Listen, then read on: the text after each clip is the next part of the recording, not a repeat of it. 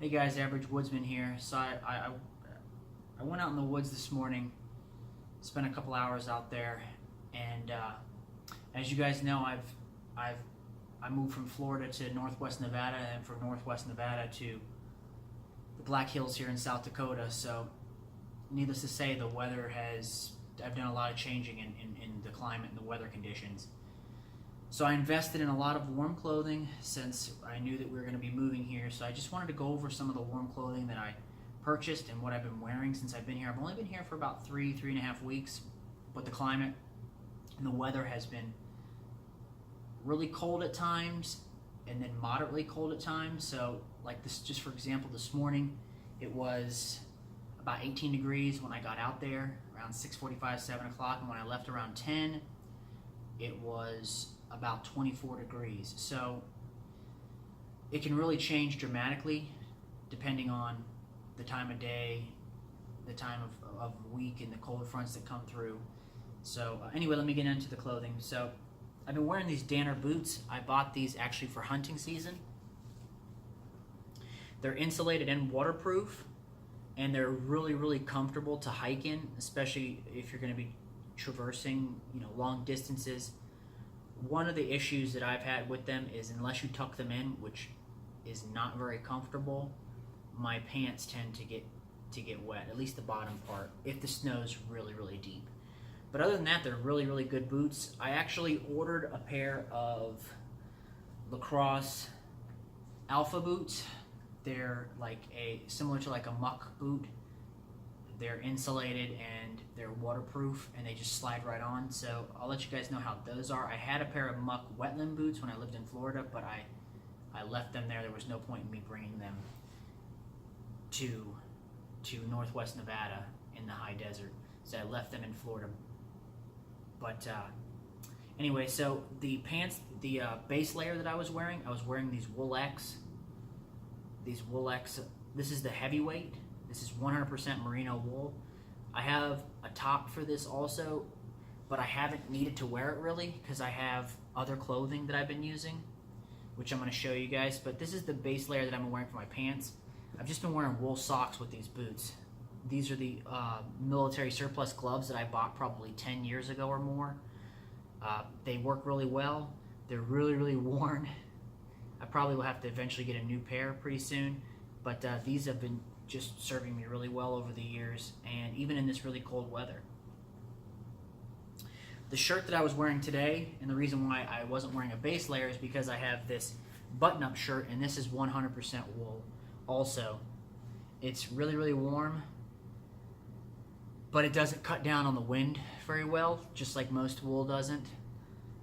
So I generally don't wear this if it's really windy, which it was pretty windy this morning. So I'll wear like my shell layer, which I'll get to in a second. But I got this off of Amazon, I believe, and it was around $100, but it's well worth it. I've just been kind of going between these two beanies. So this is my BCM beanie. I got this when I bought an upper receiver from BCM about a year and a half ago, and I use this a lot. I also use this minus 33 degree beanie, which is actually really warm. It's a lot more comfortable too than this fleece one. But those are really the only two things I've been using for my head. I also have a trapper's hat, an insulated trapper's hat, but I really haven't had to wear it because I have these two, and then I have like my hood, which keeps the wind off of me. So now for this jacket. This is the main jacket I've been wearing. It's from a company, I believe the company is called Outdoor Weather Gear, and I got this also off Amazon. It was about $60 or so, and it's actually insulated, heavily insulated, and it's also a shell layer, so it's waterproof on the outside. It's kind of heavy, but it's extremely warm. This jacket is warm enough where I've just worn this throughout the day when it starts to warm up, when the sun starts to come out, just with a t-shirt underneath it in 40 degree weather, 30-40 degree weather, and I have no issue. But this is really important. The shell layer is really important for especially the wind and when it's snowing really hard, which we've been getting a lot of snow lately. This jacket right here, I also got off Amazon. This one is from a company called Legendary, and it's a 100% wool on the outside, and then it has like a light insulated layer.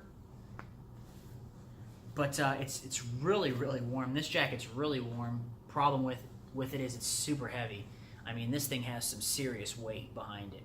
So that's really the major issue with it. But it does a good job. I'm assuming it's because of the synthetic insulation on the inside is the reason why it cuts back on the wind pretty well. It does a pretty good job on the wind. I almost forgot, I have one more piece of outer layer I want to show you guys. Or no, I shouldn't say outer layer, but one more layer to show you guys. I actually keep it in my backpack since it's so cold here. I've actually been keeping it in my backpack instead of a light shirt like I was doing in Reno. So this is for emergencies. This is my Woolex 100% merino wool grizzly sweater. This is a zip-up sweater. And this thing is extremely warm and extremely comfortable to wear. It has a hood, it zips up in the middle, and it's 100% merino wool. It was expensive, but well worth it. I haven't really had to use this too much. The only time I've really used this is when I will use it as a standalone on its own. If I try to layer this up with these other jackets, unless it's really cold, like the couple of mornings that it was in the single digits, it's just too hot. I start sweating really quick because of how warm this wool sweater is, and then the insulation on this, either this jacket or my wool jacket, it's just too warm. So anyway, that's just the warm weather clothing I've purchased since I've been here. Well, not since I've been here, actually. I bought most of this back in Reno preparing to get here. But I'll be back with another video, guys. Thanks.